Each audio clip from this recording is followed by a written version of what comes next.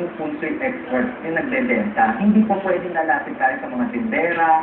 Kasi hindi nila alam yan eh. What if kung hindi naman babagay sa yung lapit siya, o what if kung hindi bagay sa yung color, hindi magdadala ng positive, o hindi makaka-attract lang ng negative. So kung minsan tayo, common sa atin eh, pag nakita lang natin maganda, okay, bili. Hindi nila alam mali yun. Saka hanapin natin yung punsoy expert. Kasi sila nakakaalam kung anong bagay para sa'yo. Tatanungin nila kung kailan ka pinanganak, kung anong klaseng element na meron ka. And then, siyempre, ang importante, alam nila kung anong klaseng personality ang isang tao. So, yun ang pinakabasayan namin. Hindi pwedeng bili na lang ng bili. Mag-ingat siya. So, ang importante ay makausap mo yung isang eksperto talaga para maibigay mo yung tamang impormasyon para eksakto para sa'yo yung isang enhancer. Yes.